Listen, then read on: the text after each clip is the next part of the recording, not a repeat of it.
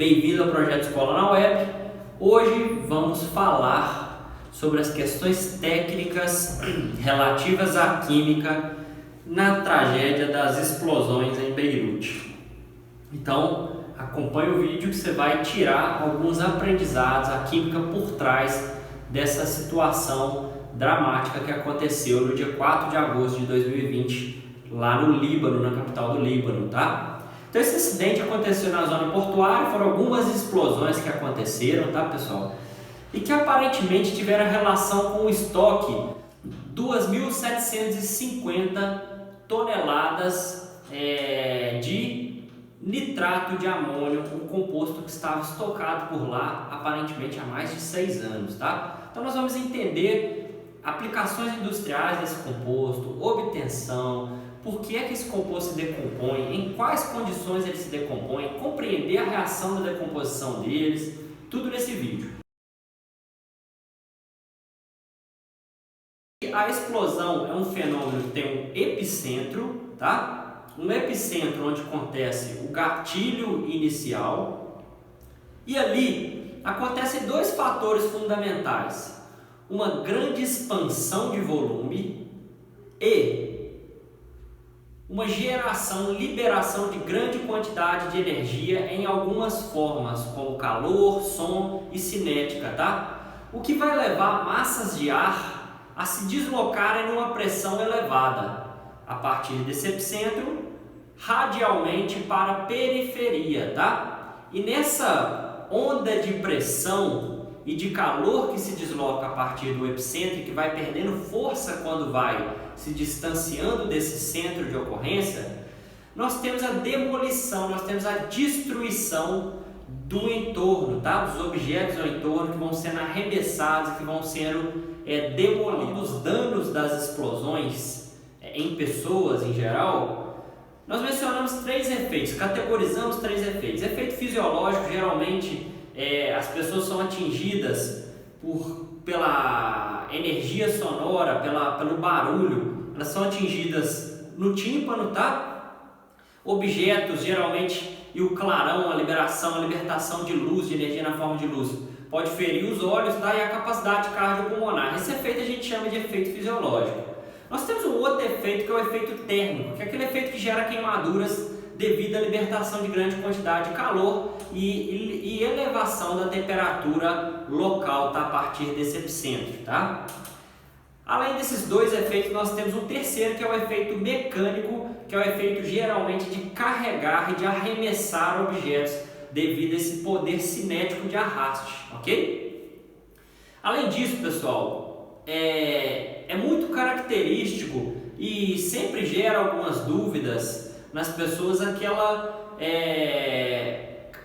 ilustração característica após um evento explosivo em larga escala. Então surge uma nuvem de formato de cogumelo e muitas pessoas associam naturalmente a nuvem em formato de cogumelo com bomba atômica, devido ao fato de que a bomba atômica em Hiroshima, em 1945, estabeleceu aquele formato que foi fotografado e, a partir daí, sempre que se vê aquele formato, se associa com a bomba atômica. Mas o fato é que aquele formato da fumaça de explosões de grande escala, pessoal, não são específicas de explosões nucleares ou explosões de bombas atômicas, tá? Aquela estrutura de fumaça vai acontecer também em explosões não nucleares, como aparentemente é o caso em Beirute, beleza? Só cabe mencionar também como que aquela estrutura se forma. Bom, você tem uma grande quantidade de gases liberados que têm alta temperatura, então elas sobem rapidamente e formam um cone fino. Quando elas alcançam determinada altura na atmosfera, a região mais fria, de ar mais frio, vai resfriar esses gases que vão começar a se dispersar. Então é por isso que se sobe um cone fino e na região superior você tem um espalhamento desse pó e dessa fumaça formados, tá? Isso define aquele formato em cogumelo característico depois de uma explosão.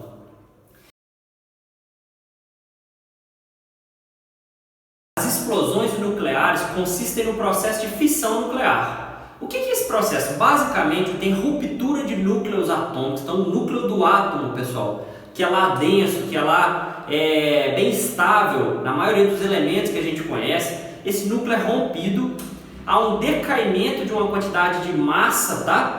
E há uma formação, uma liberação de uma quantidade monstruosa de energia no processo, tá, pessoal? Isso é o que a gente denomina de explosão nuclear. E como há o decaimento de massa, também é gerada radiação nesse processo. Na explosão não nuclear, como aparentemente é o caso de Beirute, pessoal, envolvendo nitrato de amônio, nós não teremos a geração de radiação, tá? Apesar de algumas similaridades entre os fenômenos.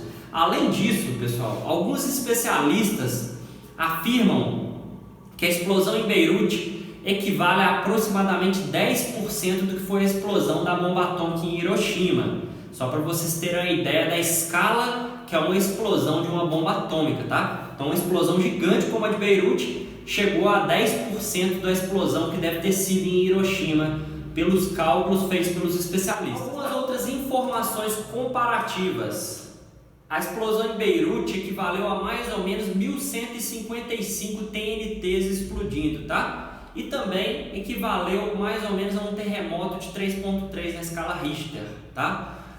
E já a TNT mencionada, pessoal, cabe fazer uma comparação, porque a nitroglicerina, que é um composto da TNT, ela sofre uma decomposição parecida com o nitrato de amônio, do qual nós vamos começar a tratar agora. A diferença é que a nitroglicerina, pessoal, ela é extremamente instável, ela se decompõe com muita facilidade, seja ao choque térmico, ou seja, aumentos de temperatura, às vezes pequenos, ou ao choque mecânico, tá?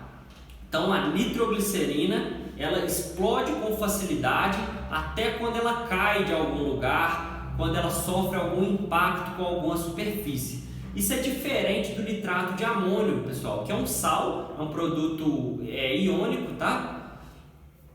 É um sal branco e ele, apesar de se decompor a altas temperaturas, pessoal, ele não é um composto inflamável assim como a nitroglicerina e não se decompõe com tanta facilidade assim. É necessário uma temperatura mais alta, tá, pessoal? Ele é um produto bastante oxidante, tá? Então ele é um produto que em contato com outros materiais tem facilidade de reagir, ok? Geralmente ele é obtido da amônia gasosa ou entre reações do nitrato de cálcio com o sulfato de amônio. Geralmente essa é a obtenção industrial desse composto. E por que esse composto estava em tão grande quantidade, professor, num lugar como esse, lá em Beirute? Ele é um composto de larga utilização? A resposta é sim, pessoal. Até os anos 80, o nitrato de amônio foi o fertilizante mais importante na agricultura, tá? Ainda hoje ele é um dos grandes responsáveis pela fixação de nitrogênio. Geralmente, a fertilização do solo leva em conta 3 nutrientes: nitrogênio, fósforo e potássio. Por isso que é denominada a fertilização NPK. E o nitrato de amônio tem uma grande capacidade de fornecer e fixar nitrogênio no solo e por esse motivo ele ainda é muito utilizado e os produtores rurais têm relativa facilidade em adquirir o produto, tá? Além disso, ele tem outras aplicações. Ele também é inseticida e herbicida e pode ser utilizado na fabricação de explosivos que são utilizados na mineração. O nitrato de amônio a altas temperaturas, quando tem contato com altas temperaturas, sofre uma reação de decomposição, que é essa reação aqui que nós estamos vendo na tela aí, que você vai conferir na tela. Cabe mencionar, pessoal, que o nitrato de amônio, quando decomposto a altas temperaturas, é um processo abrupto, é um processo rápido e súbito, tá? Então, por mais que a gente vá dividir aí em primeira e segunda etapa a reação de maneira didática, você tem que enxergar que esse processo é um processo repentino, que a cinética da reação é muito grande, ou seja, o tempo de ocorrência dela é mínimo. Rapidamente, um grande volume de gases ele é produzido nesse processo, junto com uma grande quantidade de energia, tá?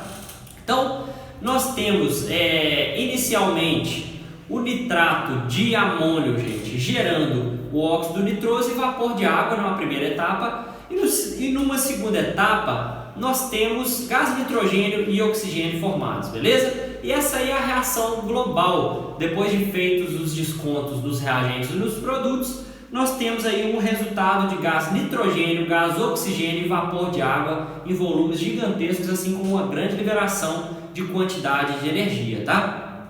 Então, dessa forma, casando lá com a ideia que nós vimos de explosão, nós vamos ter toda aquela historinha que nós conversamos: expansão de volume, propagação de ondas de pressão e temperatura elevadas e demolição de um entorno. Quanto mais composto se decompõe, esse processo vai acontecendo em cadeia, pessoal. Por quê? Porque o próprio nitrato de amônio, se você percebe, ele gera oxigênio, que é um comburente. E nessa reação de gerar oxigênio, se tem fogo, esse fogo vai sendo alimentado, as temperaturas vão ficando altas e mais nitrato de amônio vai sofrendo reações de decomposição. Esse efeito em cadeia vai gerar um colapso, uma explosão de níveis gigantescos e assustadores, como a gente viu no caso triste de Beirute.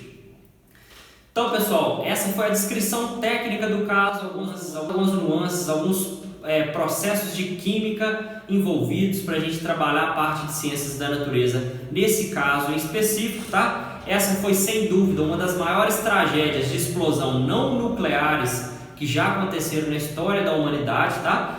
E a gente espera que pelo menos isso sirva para que no mundo se redobre a atenção com o armazenamento de produtos químicos em geral que podem causar acidentes dramáticos, como a gente viu. Então, se você gostou do vídeo, se inscreva no canal para acompanhar as aulas de química, para se desenvolver os exercícios para o Enem e para ver outras curiosidades, caso você seja uma pessoa curiosa e nem esteja prestando Enem, tá? Então, eu agradeço a atenção de todos, muito obrigado aí pela parceria, clique no gostei se o vídeo te ajudou, para que alcance outras pessoas. Até a próxima aula, um abraço!